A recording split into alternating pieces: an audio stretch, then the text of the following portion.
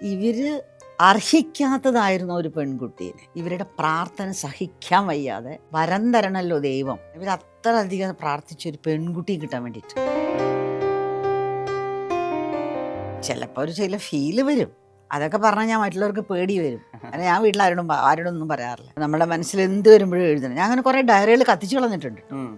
അത്രയും ജാസ്തി ഞാൻ എഴുതിയിട്ടുണ്ടായിരുന്നു വേറെ പലരും. അതൊക്കെ വായിച്ചാൽ പലരുടെയും ജീവിതം കൊളാവും. ഒരു റെസ്പെക്റ്റ് ഇല്ലാണ്ട് ഒരാളോട് സംസാരിക്കില്ല. ഡയറക്ടറായാലും എല്ലാവരും ഭയങ്കര റെസ്പെക്റ്റിലാണ് നിൽക്കുക.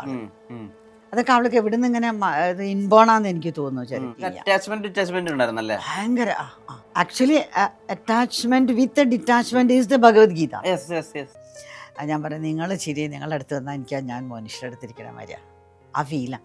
അതിൻ്റെയൊക്കെ ഇമോഷൻസൊക്കെ അങ്ങനത്തെ കണക്ഷൻസൊക്കെ വളരെ റെയറല്ലേ.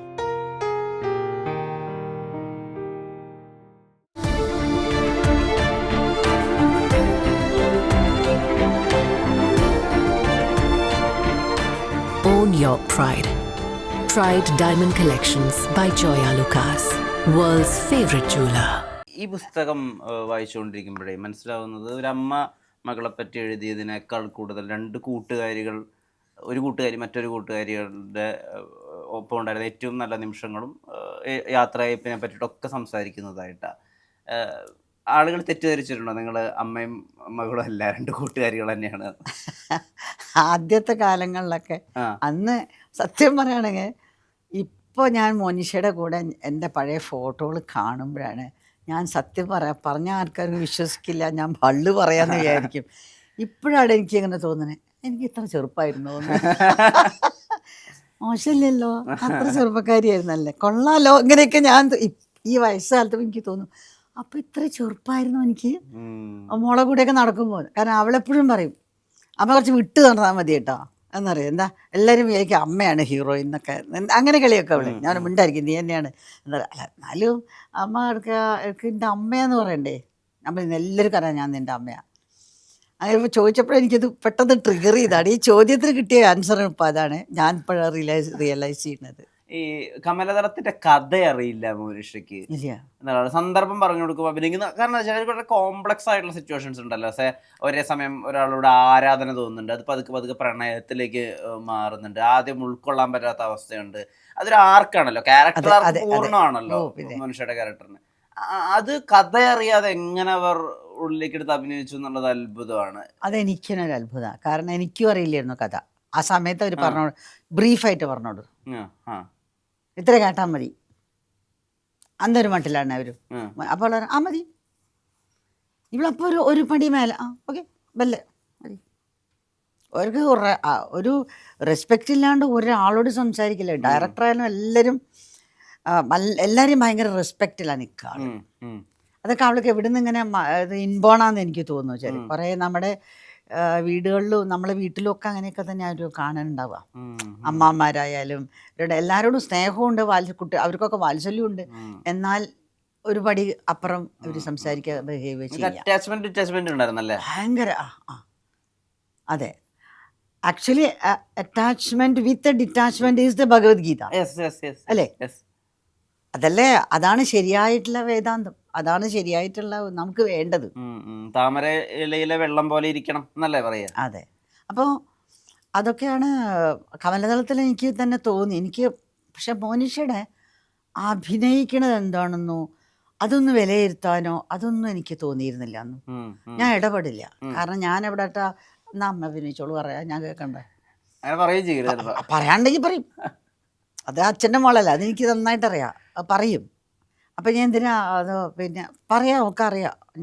ഞാൻ പറയണത് വിഡ്ഢിത്തരായിരിക്കുന്നു അവൾക്ക് ആദ്യമേ അറിയാം. അമ്മ എല്ലാവരോടും പറയല്ല, പാവ സ്ത്രീ ഒന്ന് ജീവിച്ചു പോയിക്കോട്ടെ, എങ്ങനെയൊക്കെയാ പറയാം. എന്നെ പറ്റി ആരെയും കമൻറ്റ് ചെയ്താൽ ഇവരോട് പറയണത് അത് അങ്ങനത്തെ ഒന്നും ഞാൻ ബുക്കിൽ എഴുതിയിട്ടില്ല. ഒരുപാട് കാര്യങ്ങൾ എഴുതാൻ പറ്റില്ല.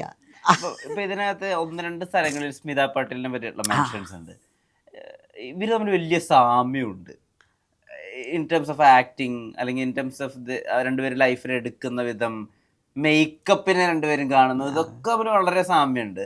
അപ്പം അപ്പൊ അന്ന് അവാർഡ് അനൗൺസ് ചെയ്യുന്നതിന്റെ തലേ ദിവസം നിങ്ങൾ തമ്മിൽ ഉള്ള ഒരു ഡിസ്കഷൻ ഉണ്ടല്ലോ, ഈ അവാർഡ് നമുക്ക് കിട്ടേണ്ടതില്ലായിരുന്നു ഉണ്ണിയേട്ടാന്ന് കഴിഞ്ഞ പിറ്റേ ദിവസം കിട്ടി കഴിഞ്ഞപ്പോ അപ്പൊ എന്താണ് അത് എന്ന് മോനിഷ ചോദിക്കുന്നുണ്ട്. പറയാതെ പല കാര്യങ്ങളും കമ്മ്യൂണിക്കേറ്റ് ചെയ്യുന്നുണ്ട്. മോനിഷയ്ക്ക് സ്മിത പാട്ടീലിനെ എങ്ങനെയായിരുന്നു മനസ്സിലാക്കിയിട്ടുണ്ടായിരുന്നത്? സ്മിത പാട്ടീലിന്റെ അന്നത്തെ ആ പടങ്ങൾ മോളെ ഇരുന്ന് കണ്ടിട്ടുണ്ട്. ഓ ഓ ഓ അതെങ്ങനെയാന്ന് വെച്ചാൽ അത് ഈ ടി വിയിൽ വരുന്ന സമയത്ത് നമുക്ക് കാണാൻ പറ്റും. അല്ലെങ്കിൽ സിനിമ പോയി കാണണം, തിയേറ്ററിൽ പോയി കാണണം. അപ്പം തിയേറ്ററിൽ പോയിട്ടൊന്നും ഞങ്ങൾ ആ സിനിമ കണ്ടിട്ടില്ല. പക്ഷേ അതേമാതിരി സ്റ്റിൽസ് വരും അവരുടെ ഫോട്ടോ. അപ്പോൾ സ്മിത പട്ടേലിൻ്റെ സിനിമ കണ്ട കുട്ടിയാണ്. അപ്പോൾ ഞാനും അത് ഭയങ്കര ആരാധികയായിരുന്നു ഈ സ്മിത പട്ടേൽ. അപ്പം ഞാൻ പറയും ഇതാണ് ശരിയായ കലാകാരി സ്മിതേനെ പറ്റിയിട്ടുള്ളത് എനിക്ക് എപ്പോഴും തോന്നാറ്. പിന്നെ പണ്ട് ഒരിക്കൽ ഞങ്ങൾ സ്മിത പട്ടേലിനെ കണ്ടതും നമ്മളൊരു ലഞ്ചിന് കണ്ടു തിരുവനന്തപുരത്ത്. സൂര്യകൃഷ്ണമൂർത്തി സാറിൻ്റെ ലഞ്ച് ഉണ്ടായിരുന്നു. ആ ലഞ്ച് സമയത്ത് ഞങ്ങൾ ബാംഗ്ലൂരിൽ അവിടെ അവാർഡ് കിട്ടിയ സമയത്താണ്. കിട്ടിയതിന് ശേഷം ഞങ്ങൾ കിട്ടിക്കഴിഞ്ഞിട്ടാണ് ഞാൻ ആരാണ് ഈ സൂര്യകൃഷ്ണമൂർത്തി സാർ എന്ന് കണ്ടത്, അറിഞ്ഞത്. ആരോ പറഞ്ഞു ഇങ്ങനെ അദ്ദേഹം ഉണ്ട് ഇവിടെ, നിങ്ങൾക്ക് കണ്ടൂടെ എന്ന് പറഞ്ഞപ്പോൾ ഞാൻ പറഞ്ഞു അയ്യോ ഞാൻ തീർച്ചയായിട്ടും ഒന്ന് കാണാൻ ഇഷ്ടപ്പെടുമ്പോൾ അങ്ങനെ മോളെ കൊണ്ട് പോയിട്ട് അങ്ങനെയാണ് അദ്ദേഹത്തിനെ കാണുന്നത്. അപ്പോഴാണ് ഈ അവാർഡിൻ്റെ കാര്യങ്ങൾ പിന്നീടാണ് ഞാൻ അറിയണത്. അപ്പോൾ അവാർഡ് കിട്ടിയപ്പോൾ ഇവിടുന്ന് വേറെ ഒരു നടി നമ്മളെ വളരെ സീനിയർ നടി ഒരു കമൻ്റ് അടിച്ചിട്ട് ഈ നാനയിലൊക്കെ വന്നിട്ടുണ്ടായിരുന്നു. ആരാണ് മോനിഷ ഇങ്ങനെയൊക്കെ ചോദിച്ചു. എൻ്റെ മോൻ എപ്പോഴും ദേഷ്യം അവരോട്. ആരാണ് മോനിഷ? അത് ഇത്രയൊക്കെ സിനിമ ഇത് കിട്ടാൻ മാത്രം എന്താണെന്നൊക്കെ വലിയ തടിയാണ് ഇവിടുത്തെ. അപ്പോൾ ഞാൻ ചോദിച്ചു, അതിപ്പോഴും എൻ്റെ മനസ്സിൽ കിടക്കണ്ട, എനിക്ക് അതിൽ വിഷമായി. അപ്പം ഞാൻ അങ്ങനെ പറഞ്ഞപ്പോൾ ഞാൻ വേഗം സെൻറ്റിമെൻറ്റില്ല, കുറച്ച് സങ്കടമൊക്കെ പെട്ടെന്ന് വരും. അപ്പോൾ അവൾ വളരെ ബാലൻസ്ഡാണ്. അപ്പോൾ അമ്മ അതാ പറഞ്ഞത്, ഒരു കാര്യം എനിക്ക് പറയട്ടെ, ഇംഗ്ലീഷിലാണ് പറയണം അത് it's A Destin for you, it for me. അത് ആരും ഒന്നും പറഞ്ഞിട്ട് കാര്യമില്ല. അമ്മയ്ക്കുള്ളത് അമ്മയ്ക്ക്, എനിക്കുള്ളത് എനിക്ക്. അത് ആ ഒറ്റ കാര്യം അമ്മ വിചാരിച്ചാൽ മതി. സാറിൽ ഡോണ്ട് വറി അബൌട്ട് ഇറ്റ്. അവരാരോ പറഞ്ഞോട്ടെ. ഒരു 7 ജൂറി ഇരുന്നിട്ടല്ലേ ഇത് കിട്ടണത്. ഒരാളുടെ ബുദ്ധിയൊന്നും അല്ലല്ലോ, ഇത് 7 ആളെ ഇരുന്ന് കണ്ട് അത് വിലയിരുത്തുന്നു. അപ്പം അതിനൊരു വിലയില്ലേ? So why should you bother? ഇത് വായിച്ചുകൊണ്ടിരിക്കാൻ ഞാൻ എൻ്റെ കുറേ കാലം ആ ബുക്കൊക്കെ എൻ്റെ കയ്യിലുണ്ടായിരുന്നു. പണ്ട് പറഞ്ഞതാ, എത്ര വർഷങ്ങൾ മുമ്പേ. പക്ഷെ അത്ര വർഷമാണ് ഞാൻ ഇപ്പോൾ ജീവിച്ചിരിക്കാൻ എൻ്റെ മനസ്സിലെപ്പോഴും കിടക്കും അതൊക്കെ.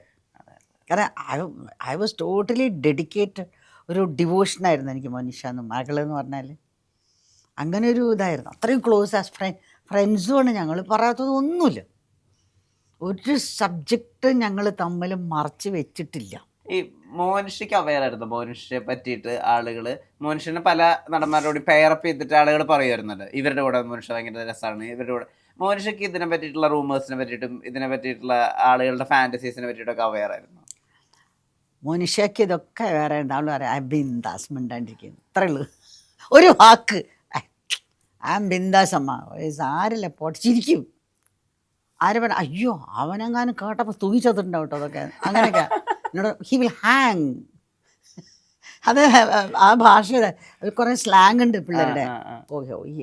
ഫ്രണ്ട്സിനോട് പറയും you want to hear that, he will hang. പറഞ്ഞാൽ മതി, പേടിച്ചിട്ട് ചത്തുപോകുന്നു. ആ മാതിരിയാണ്. ഷീ ഈസ് വെറി എന്താ പറയുക കൂൾ എന്നറിയില്ലേ, ആ ഒരു ടൈപ്പ് ആയിരുന്നു ആ കുട്ടി. ശരിക്കും ഞാൻ ഈ ഡേ ടു ഡേ നിൽക്കണമല്ല, അപ്പം ഞാനല്ലേ വളർത്തുന്ന കുട്ടിയല്ലേ എൻ്റെ എല്ലാ മൂടും. എന്നാലും ഞാനൊന്നിങ്ങനെ കുറച്ചൊന്നും ഇങ്ങനെ ശങ്കിക്കും ചിലപ്പോൾ. മകളാവരുടെ കാര്യമൊന്നുമില്ല, എന്തൊക്കെ എനിക്കെന്തും പറയാൻ ദേഷ്യപ്പെടുകയൊക്കെ ചെയ്യും ഞാൻ. പക്ഷേ അപ്പോൾ ഭയങ്കര she was very close with me.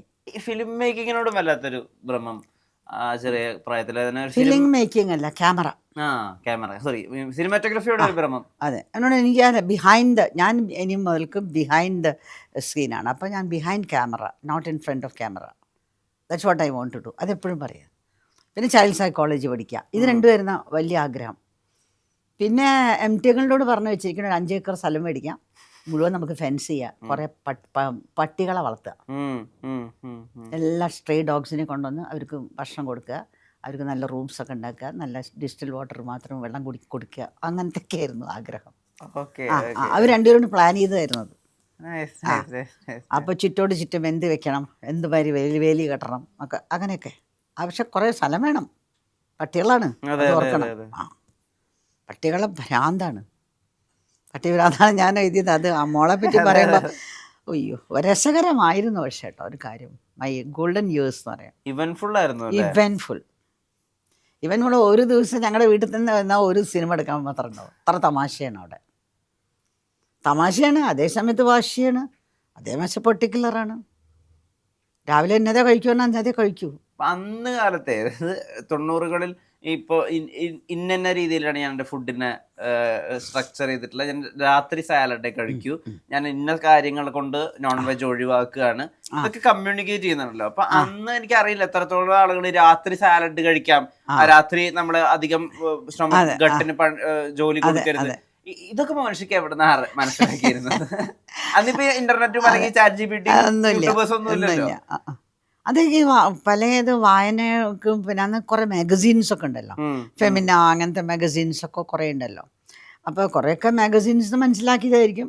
പിന്നെ എവിടെയൊക്കെ നമ്മൾ പുറത്തൊക്കെ താമസിക്കുന്ന ഹോട്ടൽസൊക്കെ നല്ല അവിടെയൊക്കെ സാലഡ്സൊക്കെ കിട്ടുന്ന മാതിരത്തല്ല ഹോട്ടൽസൊക്കെ. അപ്പോൾ അവിടെ എനിക്ക് ഇന്ന് റഷ്യൻ സാലഡ് മതി. അപ്പോൾ അതിൽ റഷ്യൻ സാലഡ് ഇത്ര ജാസ്തി ഇഷ്ടമാണ്. നമ്മുടെ മുളയിൽ ക്രീമും ഇതൊക്കെ അത് സൈഡ് അവരോട് പറഞ്ഞാൽ അവരോട് പറയും ലെസ് ക്രീം, ഓക്കെ പറഞ്ഞു കൊടുക്കും, ഓർഡർ ചെയ്യുമ്പോൾ പറഞ്ഞു കൊടുക്കും. പക്ഷെ അതിൽ ചിക്കനൊക്കെ ഉണ്ടാവും. ചിക്കൻ ഇഷ്ടമൊന്നുമില്ല, പക്ഷേ സാലഡിന് വേണ്ടിയിട്ട് ചിക്കൻ കഴിക്കും, ബിക്കോസ് ഇറ്റ് ഈസ് പ്രോട്ടീൻ. അവൾ പറഞ്ഞു തരുന്ന എനിക്ക് ഈ പ്രോട്ടീൻ കിട്ടിയെന്നൊന്നും ഞാൻ പണ്ടും പഠിച്ചിട്ടില്ല, മനസ്സിലായിട്ടുമില്ല. ഞാൻ ഇതെന്ന് കേട്ടിട്ട കാർബ്, എന്താ സാധനം കാർബ്, എനിക്ക് അങ്ങനെ കാർബൺ ഡൈ ഓക്സൈഡ് മാത്രമേ അറിയുള്ളൂ. ഇപ്പോഴാണ് കുറച്ചുകൂടി കാർബ്സ് ആണ് കുറച്ച് കഴിക്കേണ്ടത്, പ്രോട്ടീൻ ആണ് കൂടുതൽ കഴിക്കേണ്ടത് എന്നൊക്കെ അതൊക്കെ മുപ്പത്തിക്ക് നന്നായിട്ട് അറിയാം. എപ്പോഴും പറയും ദാൽ ഈസ് ഗുഡ് എന്ന് പറഞ്ഞു തരുന്നുണ്ട്. ദാൽ കഴിക്കുകയാണെങ്കിൽ, അതായത് പരിപ്പ്, dal rice and dal is good.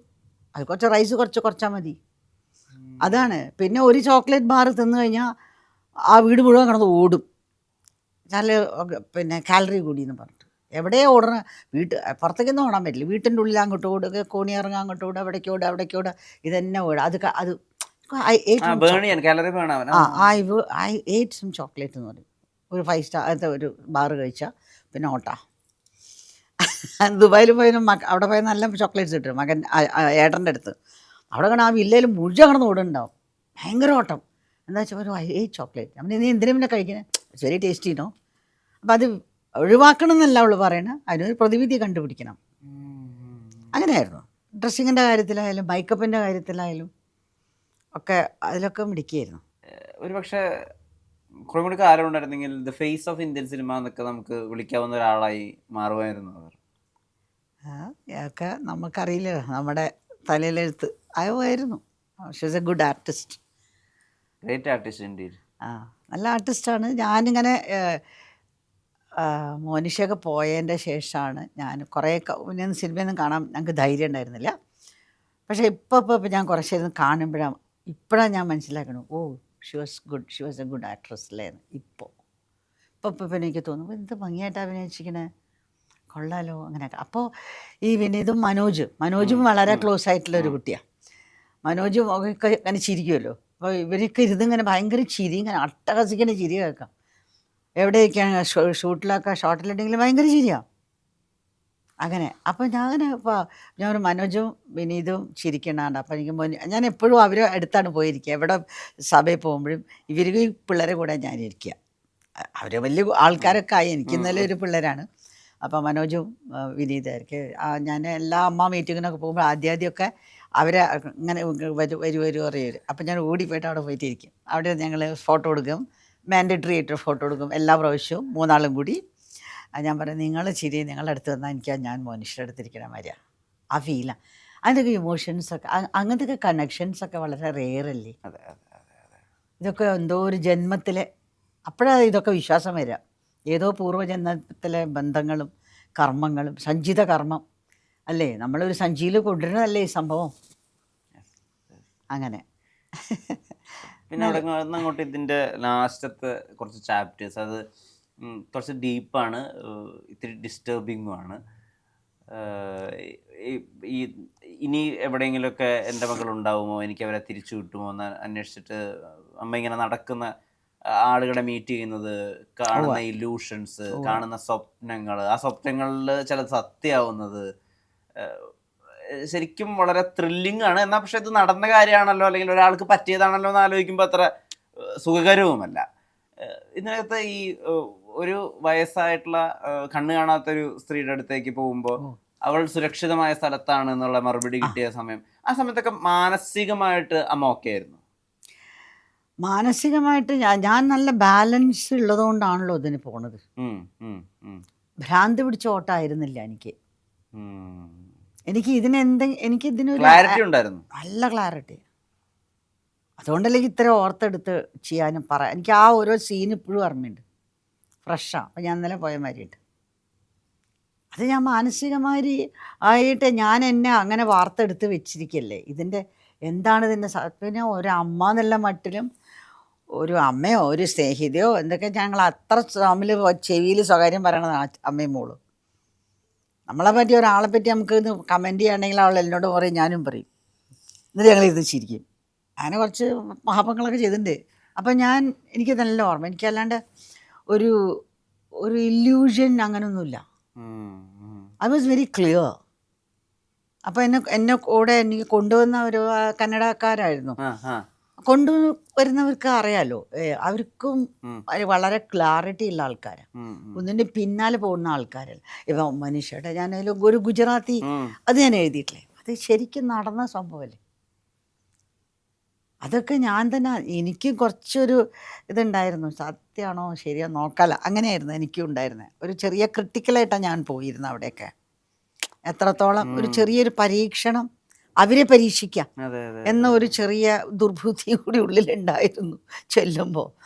അപ്പോൾ അത് ആ ഗുജറാത്തീസിൻ്റെ അവർ പറയണത് അതിശയം. കാരണം എൻ്റെ ഭാഷയിൽ എന്നെ അറിയില്ല. ആ ക്രൗഡിൽ ഒരു മനുഷ്യനും എന്നെ അറിയില്ല, ഒരു സ്ത്രീക്ക് പോലും എന്നെ അറിയില്ല, ഞാൻ ആരാന്നറിയില്ല. അത് ഒറ്റ മലയാളിയാണ് അവിടെ. ബാക്കി മുഴുവൻ ഇരിക്കുന്നത് ഗുജറാത്തി ലേഡീസാണ്. ആ വലിയൊരു ജമക്കാലായിട്ട് വലിയൊരു ഇതിൽ സെറ്റിൽ.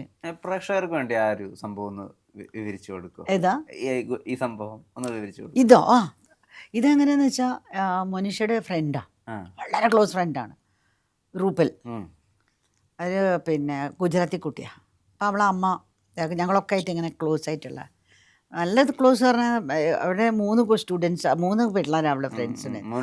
ഇവർ രണ്ടുപേരെയും ഒരുമിച്ചാണല്ലോ കാണാൻ പോകുന്നത്. അപ്പോൾ എൻ്റെ വീട്ടിൽ വരും, ഇടയ്ക്കിടയ്ക്ക് വന്നിരിക്കും, എൻ്റെ അടുത്ത് വന്നിരിക്കും. അപ്പം ഞാൻ ഞാൻ പിന്നെ കുറച്ച് കഴിഞ്ഞപ്പോൾ ഞാൻ മോനിശ്ശേരി മാറാൻ തുടങ്ങി അവരുടെ കൂടെ ഇരുന്നിട്ട്. അങ്ങനെ ആയിപ്പോയി ഞാൻ മെൻ്റലി. അത് ഞാൻ വേറെ എൻ്റെ ഒരു ഓട്ടോബയോഗ്രഫി എഴുതും. അപ്പോൾ അതിലേക്ക് ഇതൊക്കെ വരും, ഒരുപാട് കാര്യങ്ങൾ. അതൊന്നും ഇതിലേക്ക് വരേണ്ടതല്ലാത്തതുകൊണ്ട് ഞാൻ എഴുതിയിട്ടില്ല. അപ്പോൾ അവർ വന്നു, ആൻറ്റി അപ്പം ഞാൻ അങ്ങനെ ചോദിച്ചു. അപ്പോൾ അവരെന്നോട് ചോദിച്ചു, we are all alive aunty, I only she left. അവരെ സങ്കടം കൊണ്ട് അവരെന്നോട് ചോദിക്കുന്നതാണ്. ഞാനപ്പോൾ അങ്ങനെ ഇതെന്താ, ഞങ്ങളെല്ലാവരും ഉണ്ടല്ലോ, എന്തുകൊണ്ട് മോനിഷ മാത്രം പോയത് ഇങ്ങനെ ചോദിച്ചപ്പോൾ ഞാൻ പറഞ്ഞു, I don't know where she is. എവിടെ പോയി ഞാൻ ചോദിച്ചു.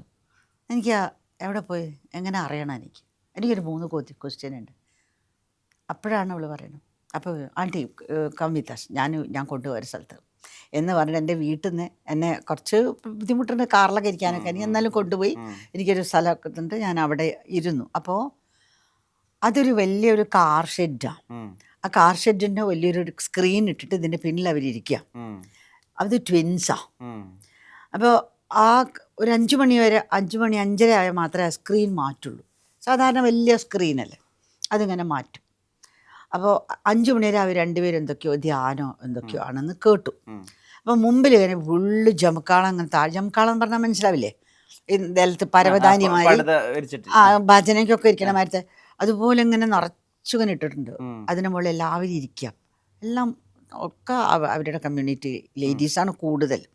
അപ്പം എല്ലാവരും കുറേ പേര് കാണാൻ വന്നിട്ട് ഇരിക്കുന്നുണ്ട്. അവരെന്തൊക്കെയോ ഇങ്ങനെ ഒരു പാട്ടൊക്കെ ഇങ്ങനെ പാടും, ഇവർ കയറും. അപ്പോൾ ഇവർ രണ്ടുപേരും ഒരുപോലെ ട്വിൻസ് ആയതിന് ഒരുപോലെ കണ്ടാൽ മനസ്സിലാവില്ല, അതിങ്ങനെ ഒറ്റുപോലെ ഇരിക്കും. അപ്പോൾ 2 സ്റ്റൂളും വലിയ ഇങ്ങനെ ഇരിക്കുന്നുണ്ട്. അപ്പോൾ ഇങ്ങനെ ഞാൻ കുറച്ച് ബാക്കിലാണ്. അപ്പോൾ സ്റ്റൂളൊക്കെ കൊണ്ടുപോയിട്ടുണ്ടല്ലോ. അത് കുട്ടികൾ മോഡ കാറിൽ വെക്കും, ഈ ഒരു മോഡ ഉണ്ടല്ലോ അത്. അപ്പോൾ അതിൽ ഇരുത്തും, നിലത്തിരിക്കാൻ വയ്യല്ലോ. അപ്പോൾ അവിടെ ഇരിക്കും. പിന്നെ ഇവരൊന്ന് പറഞ്ഞിട്ട് അപ്പോൾ എന്നോട് പറഞ്ഞു, ഇങ്ങനെ ആൻറ്റി 3 ക്വസ്റ്റ്യൻസ് എഴുതിക്കോളും, എന്നിട്ട് എൻ്റെ അമ്മ ട്രാൻസ്ലേറ്റ് ചെയ്തോളും. ഇംഗ്ലീഷിൽ എഴുതിക്കോളും, ഗുജറാത്തിയിൽ എൻ്റെ അമ്മ ട്രാൻസ്ലേറ്റ് ചോദിക്കുമ്പോൾ അവർ ആൻസർ തരും ഗുജറാത്തിയിൽ. അപ്പോൾ ഞങ്ങളത് ട്രാൻസ്ലേറ്റ് ചെയ്ത് ആൻറ്റിക്ക് പറഞ്ഞുതരാം. അത് പറഞ്ഞു അങ്ങനെ ഇരുന്നു. അപ്പോൾ ആദ്യം ഒരു സ്ത്രീ ചോദിച്ചു, 3 ക്വസ്റ്റ്യൻ ചോദിക്കാൻ പാടുള്ളൂ. അവർ ചോദിച്ചു. അപ്പോൾ അവരെന്തൊക്കെയോ പറഞ്ഞു കൊടുത്തു, മനസ്സിലായില്ല. അപ്പോൾ ഇവരിവിടുന്ന് ഇങ്ങനെ കൈ കാണിച്ചു, കൈ പൊന്തിച്ചു, ചോദിക്കാനുണ്ട് ഈ കുട്ടറ അമ്മ. അപ്പം ഞാൻ അപ്പോൾ അവരെ പേപ്പറിൽ അത് വായിച്ചു നോക്കിയത് 3 ക്വസ്റ്റ്യൻ. അപ്പം ഞാനതിൽ എഴുതിയ 3 ക്വസ്റ്റ്യൻ എന്ന് വെച്ചാൽ അവർ ഇങ്ങനെ ഗുജറാത്തിയിൽ ഈ ചോദ്യം ചോദിച്ചപ്പോൾ അപ്പോൾ അവർ തന്ന ആൻസർ ഇവർ ട്രാൻസ്ലേറ്റ് ചെയ്യാണ്. അതാണ് ഈ 3 ക്വസ്റ്റ്യൻ ഞാൻ പറഞ്ഞത്. ഇതേ ആൻസറാണ് എനിക്ക് എല്ലാവരും തന്നത്, അല്ലേ? അവൾ സുരക്ഷിതയാണ് ആണ്. പിന്നെ അവർ പറഞ്ഞത് ഇവർ അർഹിക്കാത്തതായിരുന്നു ഒരു പെൺകുട്ടീനെ, അതവർ പറഞ്ഞു. അപ്പം അതെൻ്റെ ആദ്യത്തെ കവിതയിൽ വന്നു. അതിൽ എഴുതിയിട്ടുണ്ട്, നൊന്തുപെറ്റപ്പോൾ അറിഞ്ഞില്ല എന്നുള്ള ആ ഒരു കവിതയല്ല, ഒരു പോയം മാതിരി എഴുതിയിട്ടുണ്ട് അതിൽ. അത് അല്ല, അവർ പറഞ്ഞതാ, ഇവരെ അർഹിക്കണതല്ലായിരുന്നു. ഇവരുടെ പ്രാർത്ഥന സഹിക്കാൻ വയ്യാതെ വരം തരണമല്ലോ ദൈവം, അവർ പറഞ്ഞ വാക്കാതെ. അപ്പോൾ ദേവി ഒരു വരം കൊടുക്കണം. ഇവർ അത്ര അധികം പ്രാർത്ഥിച്ചൊരു പെൺകുട്ടിയെ കിട്ടാൻ വേണ്ടിയിട്ട്. അപ്പോൾ ദേവി കൊടുത്തൊരു വരം, അതൊരു ദേവിയുടെ ഒരു രശ്മിയായിട്ട് വന്നിട്ട് പോയി. അതുകൊണ്ട് ഇവരുടെ പ്രാർത്ഥന ആൺകുട്ടിയായിരുന്നെങ്കിൽ ഇവർ മരിക്കുന്നു കഴിഞ്ഞ് എന്താ പറയില്ല, നമ്മൾ പറയില്ലേ, പിന്നെ ചുടല കത്തിക്കാൻ വരെ കൂടെ ഉണ്ടാവും, ആൺകുട്ടി ആയിരുന്നെങ്കിൽ. പക്ഷെ ഇവർക്ക് പെൺകുട്ടി വേണമെന്ന് ഭയങ്കര ആഗ്രഹം. അപ്പോൾ അവർ കഠിനമായി പ്രാർത്ഥിച്ചിട്ടുണ്ട്. ഇത്രയും മാസങ്ങൾ അവർ കഠിനമായി പ്രാർത്ഥിച്ചിട്ടുണ്ട്. അതിൻ്റെ നിവൃത്തിയില്ലാണ്ട് ഒരു വരമായിട്ട് വന്നിട്ട് പോയതാണ്. അവർക്ക് പെൺകുട്ടിക്ക് അർഹതയില്ല. ഇത് അവർ എനിക്ക് പറഞ്ഞു തരാണ്. അപ്പോൾ വന്ന മാതിരി തന്നെ തിരിച്ചുപോയി. അപ്പോൾ അതൊരു ഡിവൈൻ പവറാണെന്ന് ഞാൻ വിശ്വസിക്കാതെ പറ്റുമോ? അത്രേ ഞാൻ പറയുള്ളൂ. ഞാനിതിപ്പോൾ എല്ലാവരും വിശ്വസിക്കണമെന്നല്ല, ഞാൻ എന്ന് പറഞ്ഞാൽ എൻ്റെ ഉള്ളിൻ്റെ മനസ്സ് അങ്ങനെയല്ല എനിക്ക് വന്നത്. അതുപോലെ തന്നെ ഈ സുരക്ഷിതയാണെന്ന് പറഞ്ഞ അവര് പറയുന്നുണ്ടല്ലോ, വീടിന് ചുറ്റും നടക്കുന്നുണ്ടായിരിക്കും. അപ്പൊ അത് വേറൊരാൾ വേറൊരാൾ പറയുന്നുണ്ട് വീടിന് ചുറ്റും, അത് 3-4 സ്ഥലത്ത് പോയത് ഞാൻ. പക്ഷെ അവിടെയും പറയുന്നുണ്ട് അവര് സുരക്ഷിതയാണ്, അവര് കണ്ടന്റ് ആണ്, സംതൃപ്തിയായിട്ടാണ് പോയിട്ടുള്ളത്. പക്ഷെ വീടിന് ചുറ്റും നടക്കേണ്ടവർക്ക് വാതിലുകളും ജനലുകളും ഒന്ന് തുറന്നിട്ടേക്കൂ. ശരിക്കും അങ്ങനെ തുറന്നിട്ടിട്ട് ഇരുന്നിട്ടുണ്ടോ? ഇഷ്ടം പോലെ ഞാൻ എഴുതിയിട്ടല്ല. ഞാൻ പലതവണ നീ എത്ര പ്രാവശ്യം വന്നു പോയി എന്ന് എനിക്ക് തന്നെ അറിയില്ല. ഞാൻ എഴുതി. എനിക്ക് നമ്മൾ സാധാരണ മനുഷ്യല്ലേ, ഒരു കണ്ണൊന്നും കാണാൻ പറ്റുമോ? അങ്ങനെ നമുക്കൊരു റേസും കാണാൻ പറ്റില്ലല്ലോ. വന്നോ പോയോ നമ്മൾ ഊഹല്ലേ, നമ്മൾ ഈ വിശ്വാസത്തിൽ മാത്രം ജീവിക്കല്ലേ.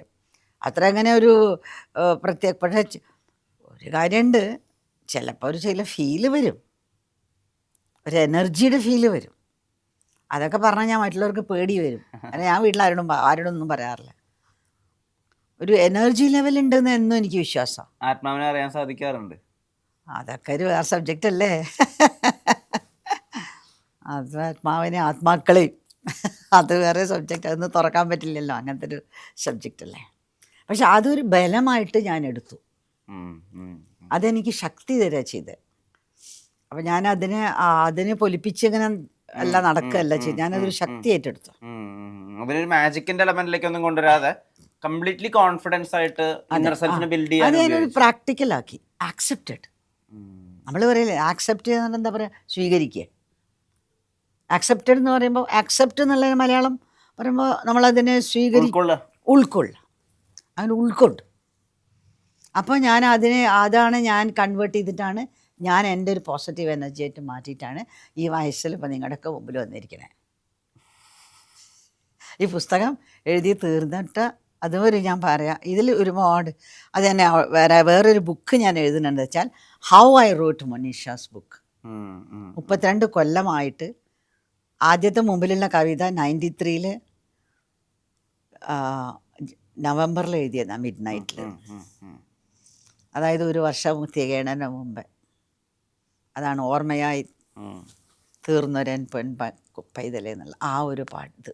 4 വരി 6 വരി ഇട്ട് അത് അന്ന് എഴുതിയിട്ട് ഏതോ ഡയറി കിടക്കുക. അന്നെനിക്ക് പുസ്തക മോഹമൊന്നും ഉണ്ടായിരുന്നില്ല, ചെയ്യണമെന്നും അറിയില്ല. പക്ഷെ ഞാൻ എഴുതി, എൻ്റെ മനസ്സിലെ വേദന മുഴുവനും ഞാൻ എഴുതി. അത് വലിയൊരു തെറാപ്പിയാണ്. അപ്പം നമ്മുടെ മനസ്സിൽ എന്ത് വരുമ്പോഴും എഴുതണം. ഞാൻ അങ്ങനെ കുറേ ഡയറികൾ കത്തിച്ച് കളഞ്ഞിട്ടുണ്ട്.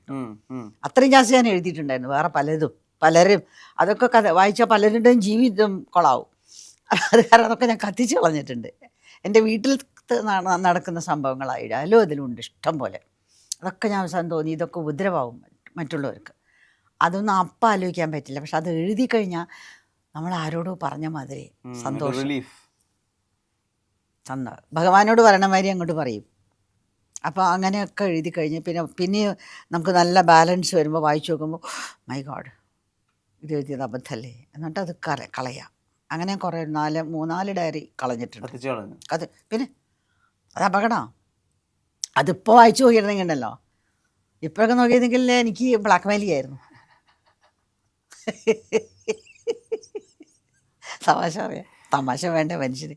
അല്ല ശരിക്കും ഇതൊരു ബയോപിക്കിനുള്ള മെറ്റീരിയൽ ആക്ച്വലി ഭയങ്കര ഇൻട്രസ്റ്റിംഗ്. മധുരമി ബുക്സ് ആണ് ഇറക്കിയിട്ടുള്ളത്. 2ാം പതിപ്പാണ്. 2ാം പതിപ്പ് എന്ന് പറയുമ്പോൾ അറിയാലോ, 15 ദിവസം കൊണ്ട്. അതെ, അതിൻ്റെ ഒരു സ്വീകാര്യത വളരെ എളുപ്പത്തിൽ ഒറ്റയിരുപ്പിൽ വായിച്ചു തീർക്കാവുന്ന ഒരു അതിഗംഭീര പുസ്തകം. മലയാളിക്ക് മതിവരാത്ത, ഇനിയും മതിവരാത്ത ഒരു കലാകാരിയുടെ ഒരുപാട് ശേഷിപ്പുകളുണ്ട് ഈ പുസ്തകത്തിൽ. ഡെഫിനറ്റ്ലി ആളുകൾ വായിക്കണം. Thank you so much. കാരണം എനിക്കിത് ഈ ഒരു പുസ്തകം എഴുതിയതിൻ്റെ ശേഷമാണ് ഇത് റിലീസ് ചെയ്തപ്പോൾ ഞാൻ റിലീവ്ഡായി. റിലാക്സ്ഡ് അല്ല, ഐ എം റിലീവ്ഡ്. ഇപ്പം എനിക്ക് എന്തോ ഒരു വലിയൊരു ഭാരം ജീവിതത്തിൽ ഉണ്ടായതിങ്ങനെ ഇറക്കി ഇങ്ങനെ വെച്ച ഞാൻ എല്ലാവരുടെ അടുത്ത് അതെനിക്ക് മനസ്സിലായില്ലേ, അതെന്താ എനിക്കൊരു ബ്ലിസ് ഫീലിംഗ്, ബ്ലിസ്ഫുൾനെസ് എന്ന് പറഞ്ഞ സംഭവം ഉണ്ടല്ലോ, അത് ഞാൻ അനുഭവിച്ചു. ഞാൻ എൻ്റെ മുഖത്തുനിന്ന് ചിരി മാറാതെ ഞാനിങ്ങനെ എൻ്റെ വീട്ടിൽ നടക്കുമ്പോൾ ഞാൻ ചോദിച്ചു, ഞാൻ പറക്കുകയാണോ നടക്കുകയാണോ, ഇനി കാല് നിലത്താണോ, ഞാൻ തന്നെ. അപ്പോൾ എന്തോന്ന് നമ്മൾ ഒരു മോനിഷയ്ക്ക് വേണ്ടിയിട്ട് ആദ്യമായൊരു ദൗത്യം ചെയ്തു. അവളുടെ ഇവക കാര്യങ്ങൾ ഞാനൊരു ഇതിലാക്കി. ഇതെഴുതി ഭയങ്കര ബുദ്ധിമുട്ടായിരുന്നു. എനിക്കറിയില്ല, ബാംഗ്ലൂരിൽ ഇരുന്നിട്ടല്ലേ. എല്ലാവരും പറഞ്ഞു DTP ആക്കണം. ആർക്ക് DTP കൊടുക്കും? ആർക്കെങ്കിലും ഞാനിത് കൊടുത്തു കഴിഞ്ഞാൽ ഒരു സെൻറ്റൻസ് വേറെ യൂട്യൂബിൽ പോകും. അവരെന്താ എഴുതാന്ന് എനിക്കറിയോ. അപ്പോൾ ഇത് ഈ മോനിഷയുടെ ഇല്ലാത്ത സബ്ജക്റ്റ് അല്ലേ ഇതൊക്കെ. ഇതെങ്ങനെ ഞാൻ നാട്ടിൽ വന്നിട്ടേ ഇല്ലേ ഞാനിതിന് വേണ്ടി. അവസാനം എനിക്ക് എൻ്റെ ഒരു ഫ്രണ്ട്, ഒരു സ്റ്റുഡൻറ്റ് വന്നത് കമ്പൈൽ ചെയ്ത് തന്നു. ഞാനെന്ത് ചെയ്ത് വോയിസ് ടു ടെക്സ്റ്റ് പഠിച്ചു. ആപ്പ് രാത്രി 2 മണിക്ക് മനസ്സിലായി. വോയിസ് ടു ടെക്സ്റ്റ് കരഞ്ഞുകൊണ്ടിരിക്കുക ഞാൻ. ഇങ്ങനെ ഞാൻ DTP ആക്കും, ആരെടുത്ത് കൊടുക്കും ഭഗവാനെ. ഇവിടെയാണെങ്കിൽ ഒരു മലയാളം പറഞ്ഞു തരാൻ ആൾക്കൂടില്ല ബാംഗ്ലൂർ. ഒരു കുട്ടി മലയാളത്തിൽ ഇതൊന്നും പറഞ്ഞു തരാനുള്ള ഇതൊന്നുമില്ല. അപ്പോൾ ഞാൻ എന്ത് ചെയ്യുന്നത് വെച്ചാൽ ഞാൻ പെട്ടെന്ന് അത് വായിച്ച ഉടനെ അത് ഞാൻ വെച്ചാൽ വെറുതെ ഇങ്ങനെ രാത്രി ആകുമ്പോൾ ഒരു ആപ്പ് നോക്കുമ്പോൾ വോയിസ് ടു ടെക്സ്റ്റ്, ഉടനെ അത് ഡൗൺലോഡ് ചെയ്തു. അത് ഞാൻ ആദ്യം ചോദിച്ച ചോദ്യം അതിനോട്, ഞാൻ പറയണതൊക്കെ റെക്കോർഡ് ചെയ്യാൻ പറ്റുമോ? അത് അടിച്ചു വന്നു. മൈ ഗാഡ്, എനിക്ക് സ്വർഗം കിട്ടിയ മാതിരി. അതിട്ട് കഴിഞ്ഞ് ഈ ബുക്ക് മുഴുവൻ ഞാൻ വോയിസ് ടു ടെക്സ്റ്റ് ആക്കിയതാണ്. എന്നിട്ട് ആ ടെക്സ്റ്റ് മുഴുവനും പ്രിൻ്റ് ഔട്ട് എടുത്തു. അത് ആശാ രാംമോഹൻ മനുഷ്യരുടെ കൂട്ടുകാരിയും എൻ്റെ കൂട്ടുകാരിയും അങ്ങനെയാണ്. അവരത് കംപ്ലീറ്റ് ഫയലാക്കി കൊണ്ടു തന്നിട്ടാണ് അത് എൻ്റെ അടുത്ത് ആദ്യമായിട്ട് DTP ഉള്ള സാധനം. കാരണം കുറേ തെറ്റ് വരുമല്ലോ, ഡിജിറ്റൽ അല്ലേ. അപ്പം പിന്നെ മാത്രമല്ല ഏറ്റവും സങ്കടം എന്താ പറയുക, കുട്ടികൾ പറഞ്ഞു മാം നമുക്കിത് സ്കാൻ ചെയ്താൽ കിട്ടും. സ്കാൻ ചെയ്തൊക്കെ എൻ്റെ പഴയ മലയാളം. അന്ന് എഴുതണ മുഴുവൻ എൻ്റെ പഴയ. ശ്രീന്ന് എഴുതുമ്പോൾ ഇങ്ങനെയൊക്കെ എഴുതും നമ്മൾ. ഇതതില്ലല്ലോ, പുതിയ ലിപിയല്ലേ. ഇത് ആക്സെപ്റ്റ് ചെയ്യില്ല കമ്പ്യൂട്ടർ, ഇതൊന്നും ആക്സെപ്റ്റ് ചെയ്യില്ല എൻ്റെ ഭാഷ. വളരെ ബുദ്ധിമുട്ടിയായി. പിന്നെ അവസാനം ഞാനിവിടെ വന്നപ്പോൾ മറ്റേ ഈ പ്രൊഫസർ അദ്ദേഹം ഒന്ന് എഴുതിയിട്ടുണ്ട്, ജയകൃഷ്ണൻ. അതൊരു ബുക്കുണ്ട്, മോനിഷ മലയാളത്തിൻ്റെ മോനോലിസ. അത് ഇത് എന്നോട് സംസാരിച്ചതിൻ്റെ ശേഷം എഴുതിയതാണ്. അവർ വളരെ ഇഷ്ടപ്പെട്ട് മനുഷ്യരുടെ പടങ്ങളൊക്കെ എടുത്ത് കണ്ട് കമലദളം ബേസ് ചെയ്തിട്ടാണ് ആ പുസ്തകം എഴുതിയത് അദ്ദേഹം. അപ്പോൾ അതും ഇതിനെ കൂടെ ഇറക്കിയതാണ്. അപ്പോൾ അവർ കണ്ടപ്പോൾ അവർ പറഞ്ഞത് എന്തിനാണ് ഇങ്ങനെ DTP ഒക്കെ കയ്യക്ഷരത്തിൽ തന്നാൽ മതിയായിരുന്നു, ഞങ്ങൾക്ക് DTP ചെയ്യാൻ പറ്റുമോ. ഞാൻ പറഞ്ഞു ഈ സ്റ്റേജ് വരെ ഞാൻ എത്താൻ എത്ര വർഷങ്ങൾ പിടിച്ചു. അങ്ങനെയാണ് കോട്ടയ്ക്കിലെ പിന്നെ ഡോക്ടർ ഇന്ദിരാ ബാലചന്ദ്രൻ എൻ്റെ ഫ്രണ്ട്. അപ്പോൾ അവർ പറഞ്ഞു ശ്രീദേവി ഇങ്ങോട്ട് വരും ബാംഗ്ലൂർക്ക്, ഞങ്ങൾ ആരും ഇല്ല എന്ന് പറയരുത്, മലയാളികളായ ഞങ്ങളെല്ലാവരും ഉണ്ട് ശ്രീദേവിക്ക്, ഇങ്ങോട്ട് വരും പറഞ്ഞു. അങ്ങനെ അവിടെ ചെന്നിട്ട് പെട്ടെന്നാണ് മാതൃഭൂമി കാ ഫെസ്റ്റിവൽ എന്ന് പറഞ്ഞു. മാതൃഭൂമി എൻ്റെ എന്തോ ഒരു ഭാഗ്യം കൊണ്ട് ഞാൻ ഒരു വാക്ക് പോലും പറയേണ്ടി വന്നില്ല. ഞാനിങ്ങനെ എഴുതുന്നുണ്ടെന്ന് ഇദ്ദേഹം പറഞ്ഞ ഉടനെ മാതൃഭൂമി പറഞ്ഞു നമ്മൾ എടുക്കുന്ന പുസ്തകം. അങ്ങനെ ഗംഭീരമായിട്ട് നമ്മുടെ ശ്രീ മുകുന്ദൻ എം മുകുന്ദൻ അദ്ദേഹമാണത് പ്രകാശനം ചെയ്ത് എൻ്റെ മകനത് വാങ്ങി. ഇതൊക്കെ കഴിഞ്ഞ് ഇവിടെ എത്തി വീട്ടിൽ വന്നപ്പോഴേക്കും ഞാൻ എന്തോ ഒരു വലിയൊരു സാധനം ഇറക്കി. ഞാൻ ലൈറ്റായി. മറ്റേത് എനിക്ക് എന്നും ഹെവിനെസ് ആയിരുന്നു. അക്ഷരാർത്ഥത്തിൽ മകൾ വഴി നിർത്തിയ അമ്മയാണ്. ഇതിലൊരു വരി പറയുന്നുണ്ട്, ഞാൻ അഭിനയം നിർത്താം, ഇനി അമ്മ അഭിനയിച്ചോളൂ എന്ന്. അത് തന്നെയല്ലേ കണ്ടുകൊണ്ടിരിക്കുന്നത്? ഞാൻ അഭിനയം നിർത്തുമ്പോൾ അമ്മ അഭിനയം തുടങ്ങണം കേട്ടോ, ചെയ്തോളൂ കേട്ടോ. അങ്ങനെയാണ്. അതായത് അതിൽ ഞാൻ എഴുതിയിട്ട് അമ്മയ്ക്ക് ഇഷ്ടമല്ലെങ്കിൽ അമ്മ അഭിനയിക്കേണ്ടെന്ന് പറഞ്ഞില്ലേ. ഞാൻ ബാലേന്ദ്രമേൻ്റെ ഒരു പടത്തിൽ ഒരു നഴ്സായിട്ട് ചെല്ലാൻ പറഞ്ഞപ്പോൾ വെള്ള സാരി ഒന്നും കൊടുക്കുക. അന്ന് നഴ്സസിൻ്റെ ക്യാരക്ടറിന് വെള്ള സാരി കൊടുത്തു തന്നെ മതി. ഇങ്ങനെ ഒന്നൊരു ചെയ്താൽ അപ്പോൾ മനോ പറഞ്ഞു ഓക്കെ നോ പ്രോബ്ലം, സാരില്ല ശ്രീദേവി ചെയ്തോളൂ. ഞങ്ങൾ വലിയ ഫ്രണ്ട്സായിരുന്നു. ബാലേന്ദ്രമേനൊക്കെ ഞങ്ങൾ കുടുംബം ആയിട്ടുള്ള ഫ്രണ്ട്ഷിപ്പാണ്. അങ്ങനെ കുറേ നല്ലതും കുറേ ഇതും ഒക്കെ. ഏതായാലും മനുഷ്യയ്ക്ക് വേണ്ടി ഒരു പുസ്തകം. അന്ന് എൻ്റെ മകൾ നിഷ എന്നായിരുന്നു എൻ്റെ ആദ്യം മനസ്സിലുണ്ടായിരുന്നു. പിന്നെ പ്രിൻ്റ് ചെയ്തൊക്കെ വരുമ്പോൾ ബുക്കിൽ ഭയങ്കര വലിപ്പം വരും. അപ്പോൾ എഡിറ്റിങ്ങിൽ പറഞ്ഞപ്പോൾ ഇത് മതി, എൻ്റെ മകൾ മനിഷ ഇത് മതി. നിഷ എന്നാണ് വിളിക്കുക എല്ലാവരും. അമ്മയുടെ നിഷ, മലയാളികളുടെ മനിഷ ഈ പുസ്തകത്തിലൂടെ ഇനിയും പുനർജീവിക്കട്ടെ. നേരത്തെ ഒരുപാട് നന്ദി. നല്ല നമസ്കാരം. വലിയ സന്തോഷം. ഇത്രയും ഗംഭീരമായിട്ട് ഈ പുസ്തകത്തിനെ പറ്റി ചോദിച്ചതിൽ വളരെ നന്ദി. എനിക്ക് വലിയ ഒരു വളരെ സാറ്റിസ്ഫാക്ഷൻ ഉണ്ട്. Thank you. My pleasure. തൃപ്തിയോടെ പോകുന്നു. പ്രേക്ഷകർക്കും എല്ലാവർക്കും എൻ്റെ ഹൃദയം നിറഞ്ഞ നന്ദി.